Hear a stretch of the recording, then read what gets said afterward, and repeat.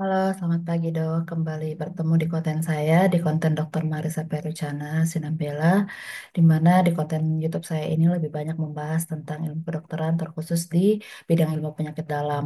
Harapannya teman-teman semua dan saya juga boleh sama-sama belajar yang boleh kita gunakan untuk kepentingan orang banyak. Ketika kita melayani pasien, boleh kita sama-sama diingatkan kembali bagaimana tentang topik-topik yang akan saya jelaskan di video saya ini dan mungkin juga untuk teman-teman yang sedang menempuh pendidikan di Fakultas Kedokteran mungkin yang lagi di fase interna boleh kita sama-sama belajar melalui konten YouTube ini. Jika ada kritik dan saran dipersilakan ya dok. Terima kasih. Saat ini di konten YouTube ini saya akan membahas tentang penyakit tropik dan infeksi.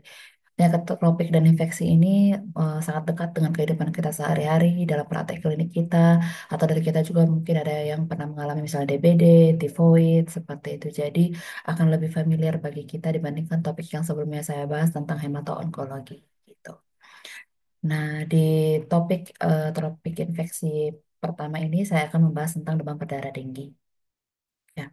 Secara definisi, penyakit demam berdarah denggi itu merupakan suatu penyakit infeksi yang disebabkan oleh virus denggi, jenis Flavivirus Flaviviridae. Ada 4 serotipe, ada DEN 1, DEN 2, DEN 3, dan DEN 4. Implikasinya apa? Artinya bahwa seseorang itu hanya mungkin akan terinfeksi denggi itu sebanyak 4 kali, karena hanya ada terdapat 4 serotype. Jadi kalau seseorang didiagnosa demam denggi sebanyak 5 kali mungkin gitu ya, mungkin ada di mana sebenarnya pada saat didiagnosis itu dia tidak mengalami dengue sebenarnya seperti itu ya. Dan yang merupakan serotype terbanyak di Indonesia itu adalah DEN 3. Faktor penyakitnya adalah nyamuk Aedes aegypti dan nyamuk Aedes albopictus. Aedes aegypti dan Aedes albopictus ini merupakan nyamuk kota ya dok, berbeda dengan nyamuk Anopheles yang menyebabkan penyakit malaria yang merupakan nyamuk hutan. Oke, bagaimana patogenesis dari dengue ini? Kalau misalnya seseorang mengalami infeksi dengue, mana yang lebih berat? Apakah dengue pada infeksi pertama sekali atau infeksi dengue yang kedua? Ya, yang pertama atau yang kedua? Ya, yang kedua ya, yang merupakan infeksi sekunder. Jadi di sana biasanya penderita dengue itu mengalami kondisi yang lebih berat. Biasanya kalau infeksi dengue yang primer, yang pertama bersifat ringan atau asimptomatis seperti itu. Kenapa? Karena sebenarnya ada beberapa teori ya. Ada mengatakan teori adanya non-neutralizing antibody, ada juga teori enhancing antibody. Secara ringkasnya, non-neutralizing antibody ini misalnya ya, seseorang terinfeksi katakanlah dengue 1. Dengue 1, seseorang mengalami dengue 1 ini, maka tubuhnya nanti akan memiliki antibody untuk membunuh si virus dengue 1 tersebut. Dan di tubuhnya sudah setelah nanti pada saat dia mengalami itu mungkin gejalanya ringan atau asimptomatis ya, tubuhnya itu sudah memiliki sel memori gitu yang bertahan selama hidupnya untuk membunuh si virus Den 1 itu gitu. Nah, kemudian suatu ketika orang yang sama itu terinfeksi kembali oleh serotype dengue yang berbeda. Misalnya tadi Den 1 sekarang Den 2. Si memori sel tadi dia sudah memiliki antibodi untuk menyerang tapi yang Den 1 dia tidak bisa menyerang si Den 2 tadi, tapi dia tetap dikeluarkan seperti itu. Antibodi itu tetap dikeluarkan untuk menyerang serotype dengue yang berbeda tersebut gitu. Sifatnya antibodi itu kalau dia tidak bisa melawan si virus itu kan dia tetap terus dikeluarkan ya. Tapi dia akhirnya bisa merusak jaringan sekitarnya ya. Targetnya misalnya pembuluh darah. Si pembuluh darah yang terkena ini bisa menjadi rusak, bisa terjadi kebocoran seperti itu. Karena kebocoran plasma inilah bisa menyebabkan gejala denggi yang berat seperti itu. Itu yang not neutralizing antibody. Kalau yang teori ada juga di sini teori enhancing antibody ya itu jadi si virus itu nanti akan dikatolesi antibody-antibody tadi gitu. Nah, karena dia justru si antibody tadi berikatan dengan si virus tadi, dia akan lebih mudah untuk menyerang si endotel pembuluh darah. Jadi ya bisa terjadi kerusakan pembuluh darah, bisa terjadi kebocoran plasma dan terjadilah gejala dengue berat. Jadi ada beberapa teori yang mengatakan mengapa dengue yang infeksi dengue yang kedua itu lebih berat gitu dibandingkan dengan infeksi. Intinya sih sebenarnya ya karena peran antibodi tubuh kita sendiri ya. Kemudian untuk gambaran klinisnya dari gejala klinisnya ada demam bifasik ya dok, ruam kulit, ruam kulit ini biasanya namanya ruam convalescence yang muncul pada saat biasanya sudah mau sembuh. Untuk mual muntah, jadi kalau untuk demam denggi ini DBD ini dia biasa menyerang gastrointestinal atas gitu, jarang menyebabkan gejala di gastrointestinal bawah, misalnya diarea. Tapi ya bukan berarti tidak bisa diare juga, cuman kebanyakan memang dia menyerang gastrointestinal yang atas, makanya ada nyeri perut, nyeri ulu hati, mual, muntah seperti itu. Kemudian nyeri kepala, gangguan mata. Gangguan mata ini yang dimaksud bukan seperti gangguan visus, tapi kayak nyeri retroorbita seperti itu. Itu sebenarnya sangat mengganggu pasien-pasien yang mengalami dengue. Kemudian ada tanda bahaya, nyeri perut, muntah persisten, akumulasi cairan ke rongga tubuh, perdarahan mukosa, dan letargi. Oke, mungkin yang perlu juga kita lihat di sini adalah perubahan dari laboratoriumnya juga ya dok.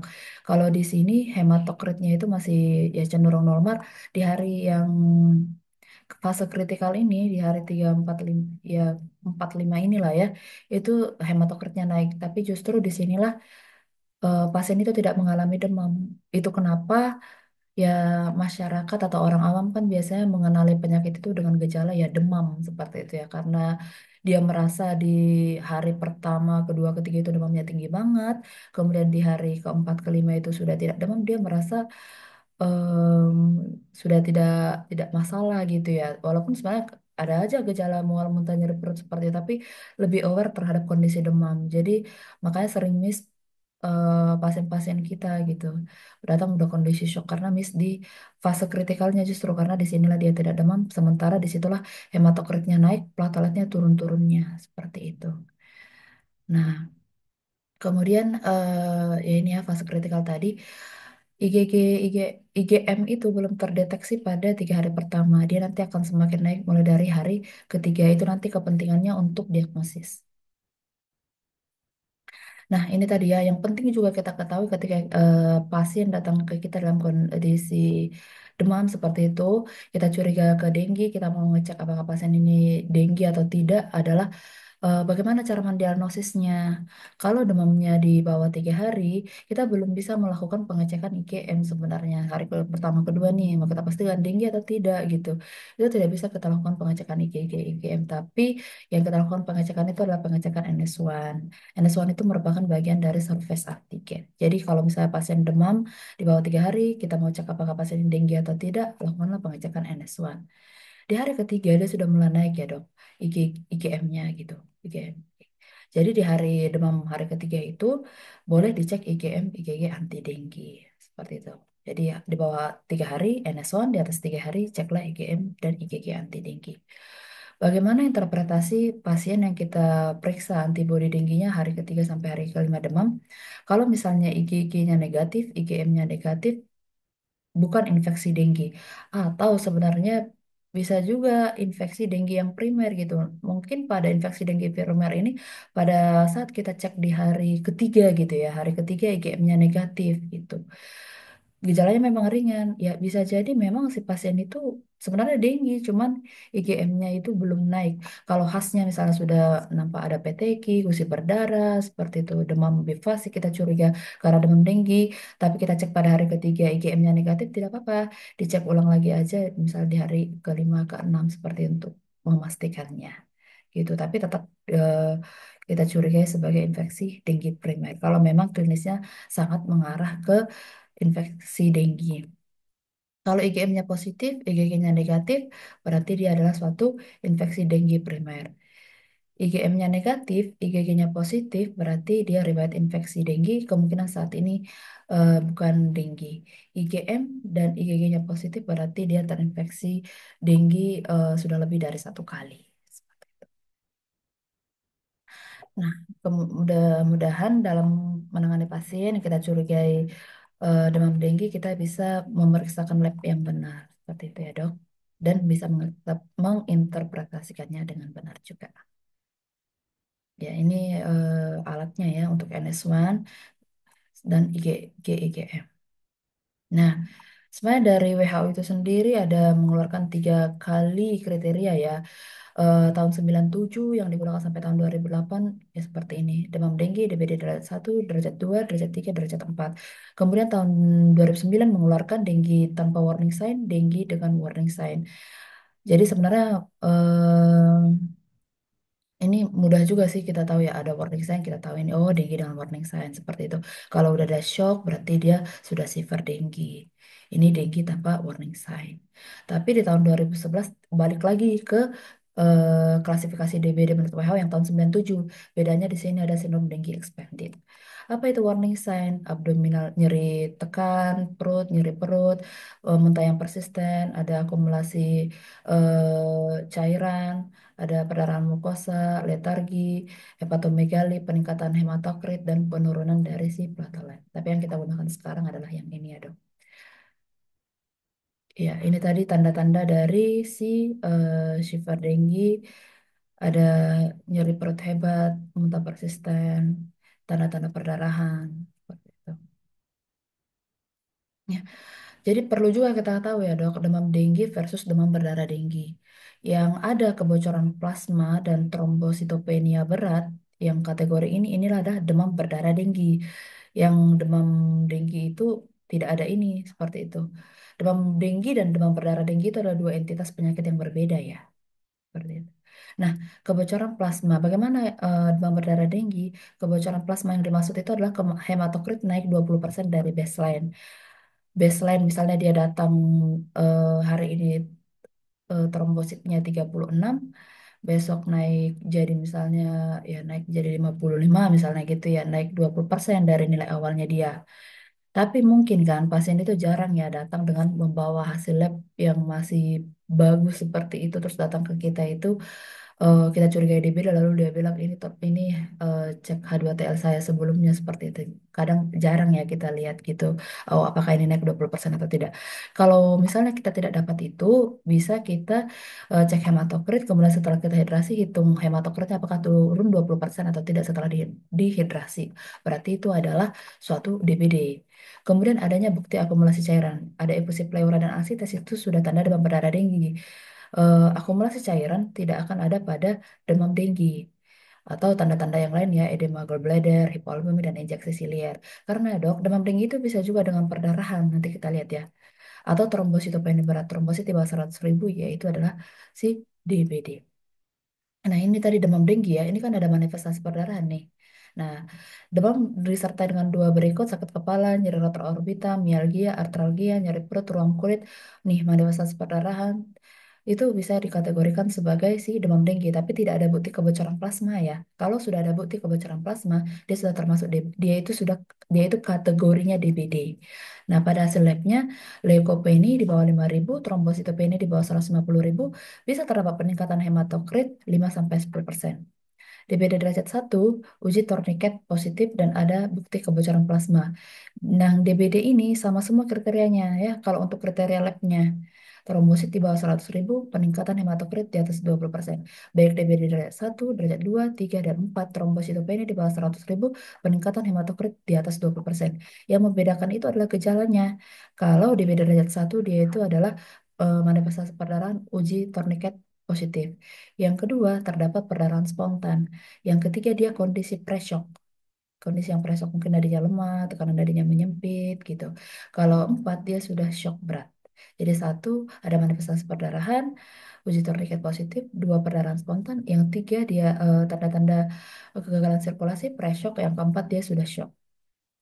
Nah, keluhan DBD, kapan kita pasien ini kita kategorikan apa kita tata laksana sebagai pasien rawat jalan kalau trombosit di bawah 100 ribu dan atau hematokritnya naik gitu. Kalau seperti itu, jadi kalau misalnya masih apa trombosit turun tapi masih di atas 100 ribu seperti itu bisa kita rawat jalan, kita edukasi banyak minum istirahat yang cukup, cek DPL 24 jam kemudian kita harus meminta pasien ini kembali untuk cek lab 24 jam kemudian. Kalau sudah turun trombosit di bawah 100 ribu atau hemoglobin hematokritnya meningkat, itu sudah harus kita rawat. Nah, untuk suspek DBD, kalau misalnya tadi trombosit di bawah 100 ribu, di bawah 100 ribu, infus kristaloid ceknya per 24 jam. Kalau hematokritnya sudah meningkat 10-20%, kita cek DPL per 12 jam. Jadi kalau sudah ada peningkatan hematokrit, itu harus dicek per 12 jam. Kalau masih trombositnya aja, cek per 24 jam. HbHT meningkat, trombosit 100.000, protokol pemberian cairan DBD dengan hematokrit meningkat, ada nanti tersendiri.